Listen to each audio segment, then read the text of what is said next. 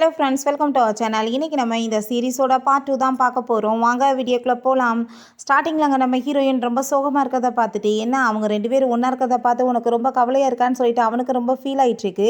அப்போ நம்ம ஹீரோயின், நீ என்ன பேசிகிட்டு இருக்கா? அப்படிலாம் ஒன்றும் கிடையாது. அவளோட பர்த்டே வந்து எல்லோரும் ஞாபகம் வச்சுருக்காங்க. அதே நாள் தான் என்னோட பர்த்டேவும். ஆனால் அவருக்கு கொஞ்சம் கூட அது ஞாபகமே இல்லை அப்படின்ற சொல்லிட்டு அவர் ரொம்ப ஃபீல் பண்ணுறா. அப்போ நம்ம ஹீரோ, ஓ நீ இதை பற்றி கவலைப்பட்டுருக்கியா? நீ ஏன் இதை பற்றி ஃபீல் பண்ணிகிட்ருக்க? உனக்கு பர்த்டே செலிப்ரேட் பண்ணதா நான் இருக்கேனேன்னு சொன்னதும் ஹீரோயின் ஹாப்பி ஆகிட்டு எனக்கு நிறைய கிஃப்ட்ஸ் எல்லாம் வேணும் அப்படின்றத சொல்கிறான். அவன் வந்துட்டு ஓகேன்னு சொல்கிறான். நெக்ஸ்ட் டே எங்கள் பார்ட்டியில் காமிக்கிறாங்க. அங்கே இருக்கவங்க சொல்கிறாங்க மேலே தான் வந்துட்டு லீஹானோட பார்ட்டியுமே நடக்குதுன்னு சொன்னதுமே அப்போ அங்கே நம்ம ஹீரோயினோட சிஸ்டருக்கு அதை நினச்சி அங்கே ரொம்ப ஃபீல் ஆகிட்டுருக்கு. நம்ம ஹீரோயின் அங்கே வந்து பார்த்துட்டு ஏன்னா பர்த்டேக்கு யாருமே வரலன்னு சொன்னார், ஆனால் இத்தனை பேர் வந்திருக்காங்களேன்னு சொல்லும்போது அவளுக்கு புரியுது அங்கே ரூம் மாற்றி வந்திருக்குன்னு சொல்லிட்டு. அவங்க இருந்து போகும்போது அவங்க சிஸ்டர் அங்கே வந்துட்டு, நீ வந்துட்டு பர்த்டேக்கு வந்துட்டியா? நான் உன்னை இன்வைட் பண்ணாமல் விட்டுட்டேன், இப்போ வா நம்ம பேரண்ட்ஸை போய் மீட் பண்ணலாமேன்னு சொல்லிட்டு வேணும்னு நம்ம ஹீரோயினை இன்சல்ட் பண்ணுறதுக்காக அவங்க கூட்டிகிட்டு போகிறா. நம்ம ஹீரோயின் அங்கே அவன் பார்த்துட்டு அந்த பூஜா, நீ என்ன என் பின்னாடியே இவ்வளோ தூரத்துக்கு வந்துட்டியான்னு சொன்னதோ, மூஞ்ச நீ பார்த்துருக்கியா? நீ வந்துட்டு நல்ல வேலை இவ்வளோ சூஸ் பண்ணிட்ட, எனக்கு வந்துட்டு தொலை இல்லாமல் போயிருச்சு அப்படின்ற செட் அசிங்கப்படுத்தினதுமே அங்கே ஸ்டெப் பிரதர் வந்து என்ன தைரியம் தான் நீ தேவையில்லாமல் வந்து இங்கே பிரச்சனை பண்ணிட்டு இருப்பேன்னு சொல்லிட்டு ஹீரோயின் அடிக்க வரும்போது ஹீரோயின் விளைக்கிறாங்க. தடிக்க வர விட்டு அவன் கீழே போய் விழுந்துடுறான். அவங்க ஸ்டெப் மதர் கோவப்பட்டு கத்துறாங்க, எல்லாத்தையும் வந்து கெடுக்கிறதுக்காக வந்திருக்கேன்னு சொல்லிட்டு. ஹீரோயின், உங்ககிட்ட போய் நான் வந்துட்டு பேசுறதுக்கு என்ன இருக்குன்னு சொல்லிட்டு அங்கே வந்து அவள் இன்சல்ட் பண்ணிட்டு இருக்கா. அதுக்கப்புறம் பார்த்தாங்க பர்த்டேவை செலிப்ரேட் பண்ண ஆரம்பிச்சிடுறாங்க. ரொம்ப ஹாப்பி ஆகிட்டாங்க. மேலே கூட்டிகிட்டு போயிட்டு 3% ஷேர்ஸ் வந்து கொடுக்குறேன், அதுக்கப்புறம் இன்னொன்றுலேருந்து வந்துட்டு 20% கொடுக்குறேன், என் பொண்ணை வந்துட்டு வைஸ் பிரசிடென்டாகவுமே நான் மாற்றிட்டேன் அப்படின்ற சொல்லிட்டு அங்கே கிஃப்ட்ஸ் எல்லாம் கொடுத்ததும் அங்கே அவள் ரொம்ப ஹாப்பி ஆகிட்டுருக்கா. அங்கே வந்துட்டு அவங்க பிரதர் அவளுக்காக வந்து கிஃப்டெல்லாம் கொடுக்குறான். அங்கே நம்ம பூஜனுமே அவளுக்காக நெக்லஸ் கொடுக்குறான். ரொம்ப வந்துட்டு எல்லாருமே சூப்பராக இருக்குது அப்படின்ற சொல்லிட்டு பேசிகிட்டு இருக்காங்க.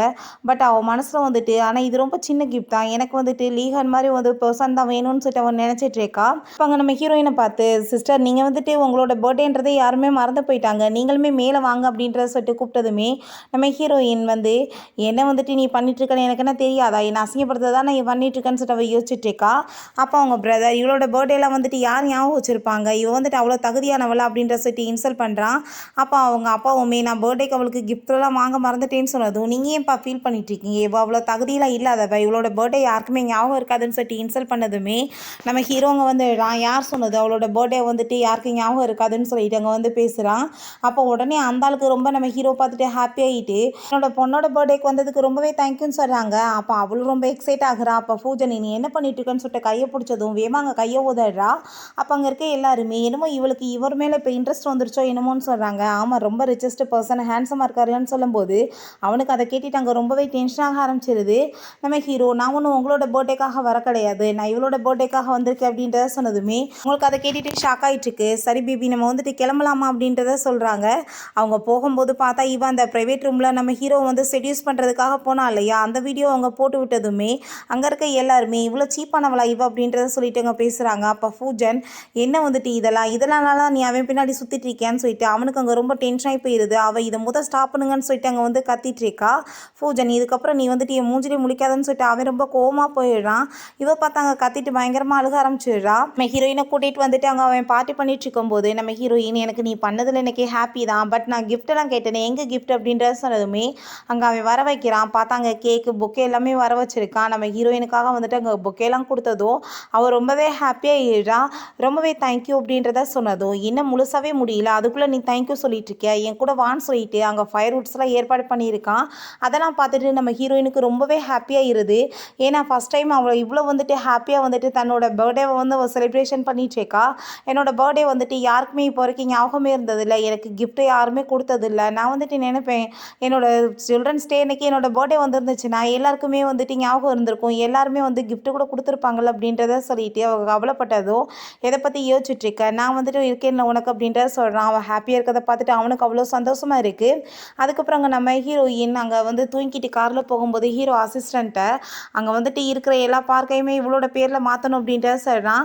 நம்ம ஹீரோயின் சின்ன வயசில் அவனுக்கு அங்கே ப்ரெட்டெல்லாம் கொடுத்து அவனை பாதுகாத்துருப்பா போல. ஸோ வந்துட்டு நீ என்ன அப்போ வந்து கேர் பண்ணிட்டேன், நான் வந்துட்டு இப்போ உன்னை கேர் பண்ண வேணாமா அப்படின்றத அவன் சொல்கிறான்.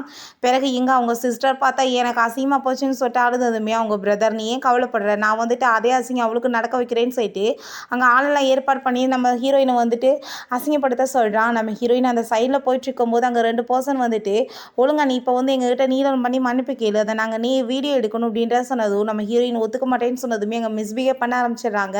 ஆனால் நம்ம ஹீரோட ஆளுங்கெல்லாம் வந்துட்டு அந்த பர்சன்ஸை போட்டு அடிச்சதுமே அவங்க வேகமா எஸ்கேப் ஆகி ஓடுறாங்க.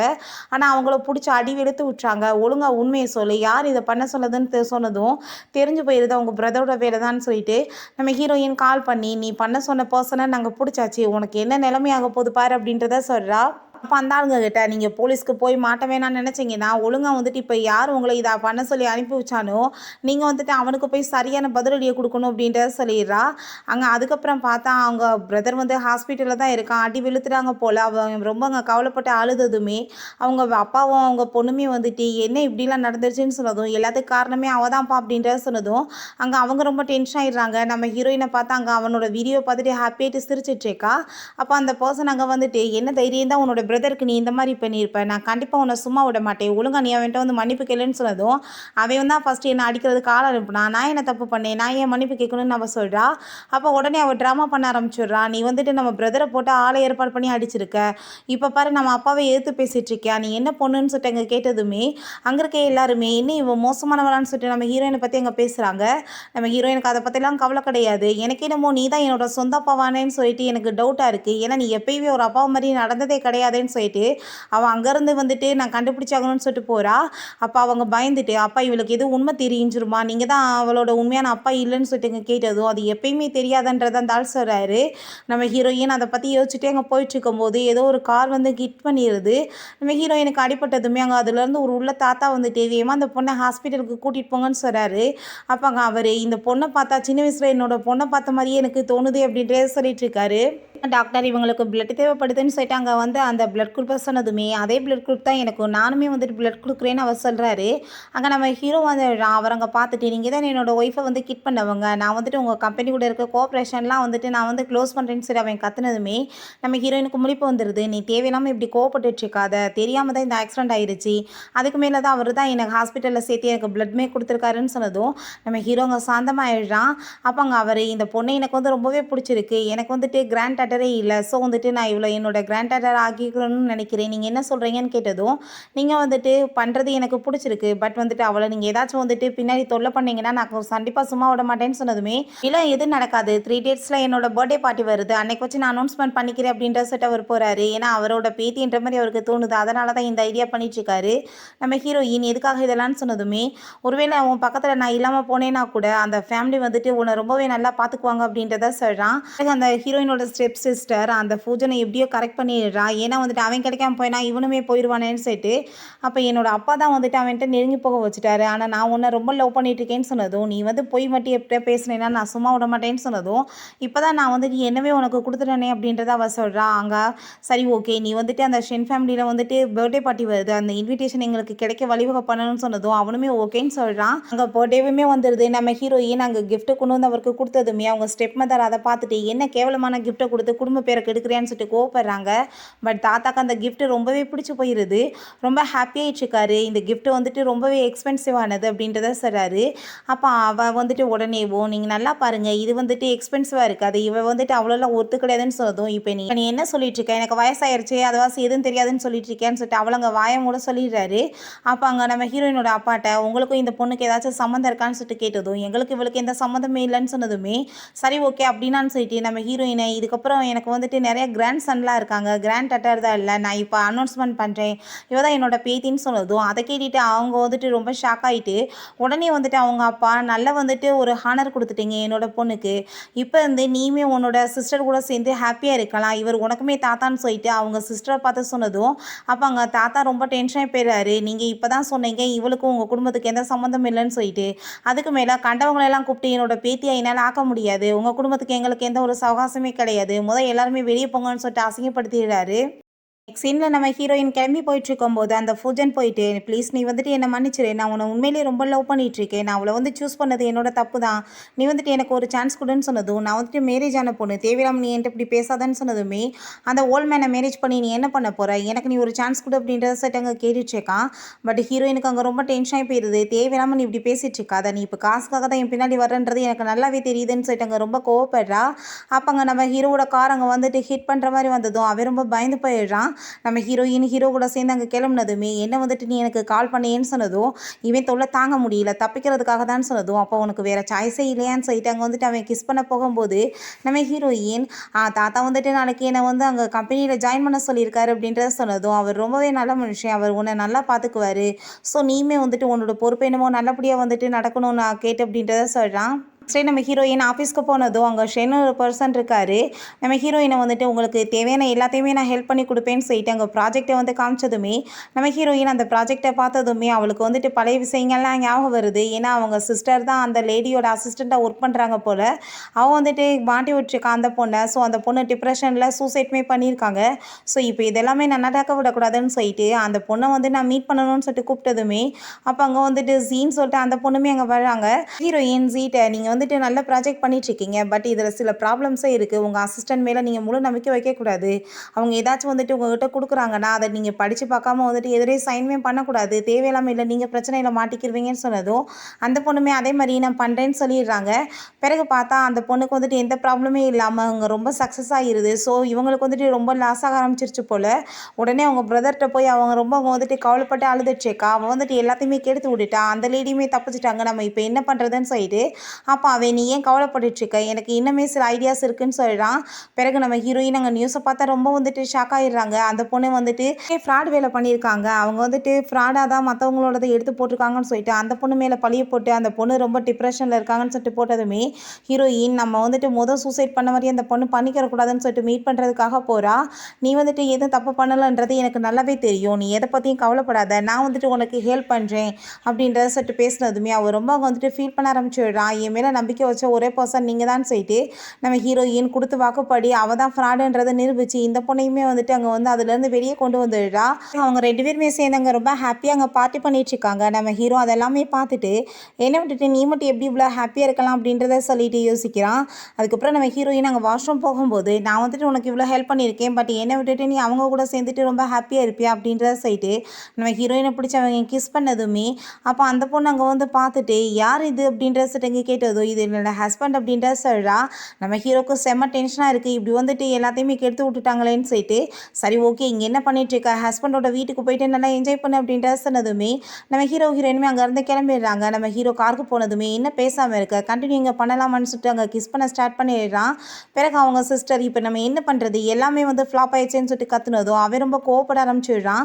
ஒன்னால தான் வந்துட்டு நான் வந்து இருந்த காசெல்லாம் போட்டுட்டு எல்லாத்தையுமே ரெடி பண்ணேன், பட் எல்லாமே வந்து முடிஞ்சு போச்சுன்னு சொல்லிட்டு அவங்க கத்திட்டு இருக்கான். அப்போ அவங்க சிஸ்டர் ஒரு விஷயம் மட்டும் எனக்கு ஞாபகம் இருக்குது, நம்மளுக்கு வந்துட்டு அவளை மேரேஜ் பண்ணி கொடுத்ததுக்கு அந்த ஆள் வந்து 100 மில்லியன் கொடுக்கணும், ஆனால் இப்போ வரைக்கும் அந்த டவுரி காசை கொடுக்கல இல்லை அப்படின்ற சொன்னதும் சரி ஓகே நாளைக்கு நீ அம்மாவை கூட்டிகிட்டு போயிட்டு அந்த காசை கேளு அப்படின்றத சொல்கிறான்.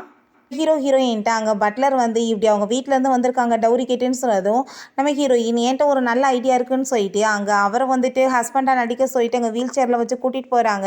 போய் அங்கே வந்துட்டு பேசினா அவர் வந்துட்டு உள்டாவை என்னென்னத்தையும் பேசிகிட்டு இருக்காரு, அவர் கண்ணு தெரியாத மாதிரி காது கேட்காத மாதிரி ஆக்டிங்கை போட்டுட்ருக்காரு.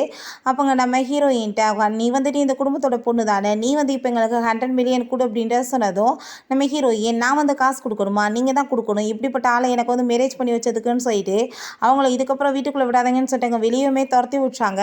நம்ம ஹீரோட்ட எனக்கு வந்துட்டு ரொம்ப ஹாப்பியாக இருக்குது, அந்த ஃபேமிலி டோட்டலாக வந்துட்டு ஒன்றும் இல்லாமல் போயிட்டுருக்கு அப்படின்றத சொல்கிறா.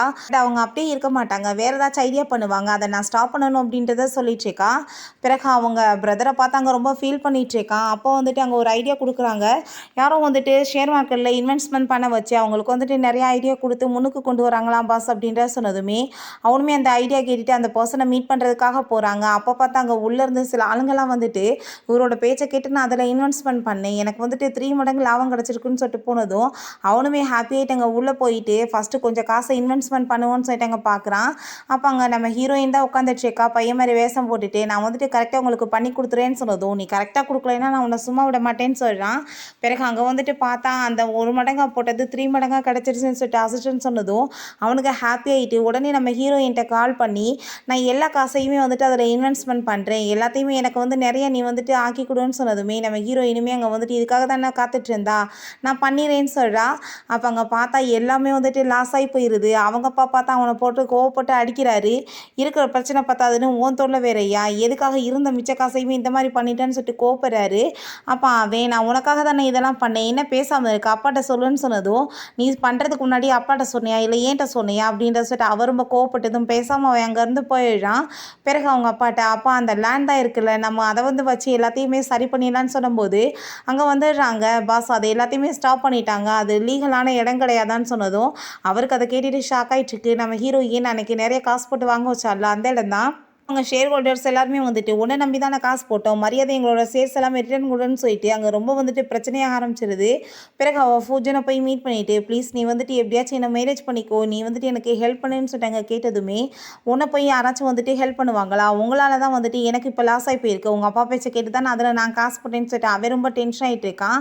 உன்னை நான் லவ்வே பண்ணது கிடையாதுன்னு சொன்னதும் என்ன நினச்சிட்டு இருக்க நீ, இப்போ அவளை வந்து லவ் பண்ணிகிட்ருக்கியான்னு கேட்டதும் அவ்வளோதான், எப்பயுமே நான் லவ் பண்ணிகிட்ருக்கேன், உன்னை நான் வந்துட்டு சூஸ் பண்ணதே என் லைஃப்பில் வந்துட்டு நான் பண்ண தப்பு, நீ தான் என்னோட செடியூஸ் பண்ணி என்னோட லைஃப்பை கெடுத்து விட்டுட்ட, இப்போ பாரு அவள் எவ்வளோ பணக்கார வீட்டு பொண்ணு ஆகிட்டா, நான் வந்துட்டு பேசாமல் அவ கூட சேர்ந்து இருந்தா என்னோட லைஃப் ஆச்சு நல்லா இருந்திருக்குன்னு அவன் சொல்கிறான்.